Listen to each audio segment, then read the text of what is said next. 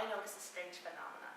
I noticed that as I'm testing my students at the beginning of the year, that the students that were with me over the summer have maintained a real easy, steady progress and continue that in the fall. But the students that weren't with me over the summer are either equal to their scores in the spring, or they even fall below their scores in the spring. And I have wondered why that happens. And I've done some research and found out more about it. Research suggests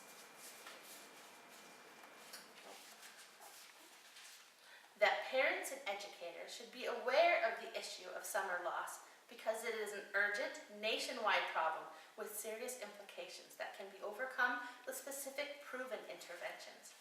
So researchers have labeled that phenomenon summer loss. And what summer loss is educational ground that students are losing over the summer. And researchers have found that it's even more prevalent in children that are behind their grade level. And it becomes a real serious problem because it's showing links to their performance in high school or later on in college. Some researchers did a study and they noticed that the scores from first grade link to the scores in fifth grade, and they make the same steady climb. And once that score links to fifth grade, it's the same climb into ninth grade. And by ninth grade, they can predict what they'll be doing in high school and whether or not they will be finishing college.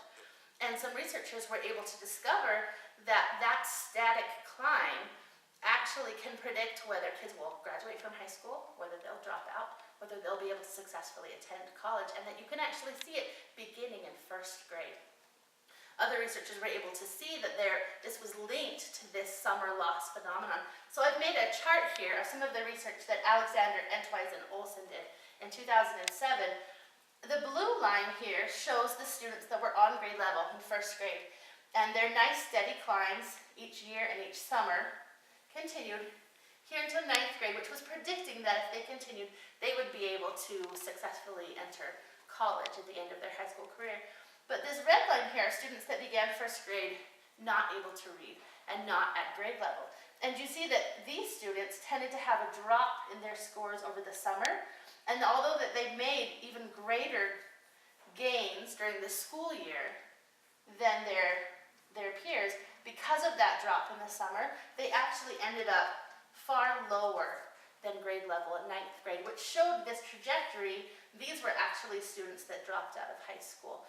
And somewhere in here were the kids that were able to graduate, and around here were the kids that were going to be successfully heading on towards college.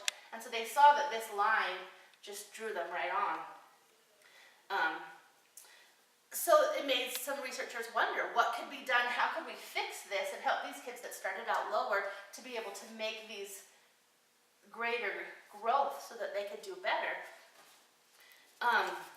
White and Kim discovered that they said voluntary reading of books over the summer can enhance reading achievement and reduce skill loss over the summer break if the books closely match students' reading levels and interests. So some other researchers went ahead and tested that theory. Roman and Fiore, a few years later, they took a group of kids out of several different schools and they tested them in a summer reading program. They had some children take part in the summer reading program and other children didn't. And in the fall, when they tested them, they found that every single one of the children that had taken part in the summer reading program tested higher in the fall than the children that did not take part in the summer reading program. And then also the teachers and the librarians reported that the children that had taken part in the summer reading program returned to school ready to learn. They had improved their reading achievement and skills. They were more motivated to read. They had increased their enjoyment of reading. They were more confident in participating in classroom reading activities. They read beyond what was required in their free time, and they perceived reading to be an important thing. So some other researchers want to take this yet another step further and find out, were there specific variables that were either increasing or decreasing these children? Was it just books? Was there something about what they were doing that was helping them to make this progress? And so White and Kim did a study. They took 4 groups. They had a control group, kids that went home and were sent nothing over the summer, just sent home. The second group, they were sent books, and these kids were sent a book a week. And this was a 3rd to 5th grade group of kids, sent 1 book a week with no instructions other than to please read it and send back a card saying, we did read the book. A 3rd group received the books, and then the parents were also taught and the kids were taught to have the children read the books out loud to their parents, and that was the only intervention, was just reading them out loud.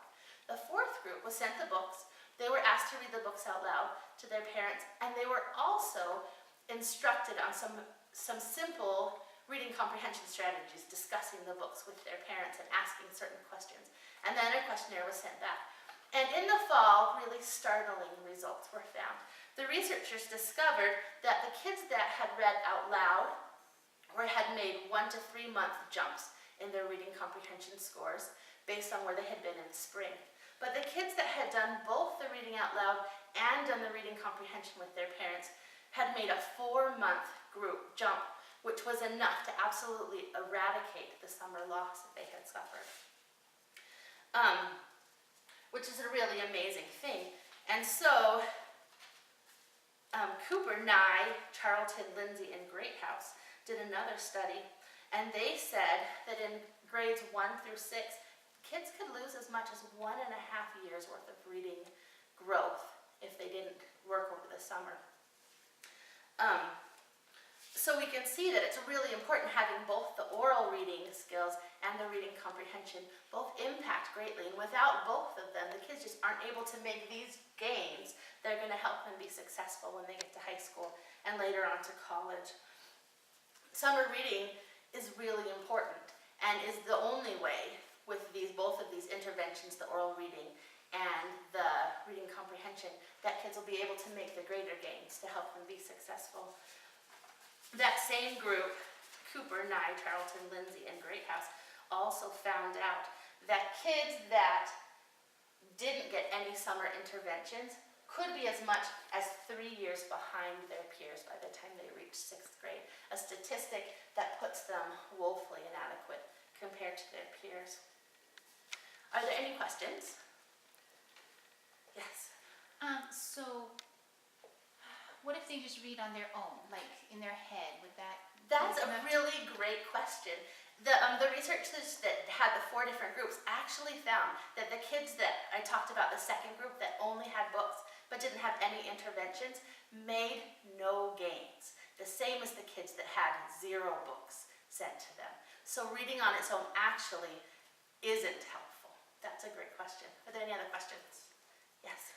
Well, what can we do at home to help our kids then? How does this work? That's a fabulous question because it can be confusing for parents.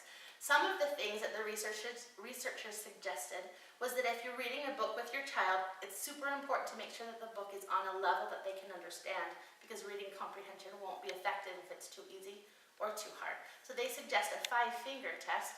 Open the book to any random page and have your child read. And as they meet a word that they find challenging or cannot read for you, put your fingers down. And when you get to 5, if you haven't finished the page, that book's too hard.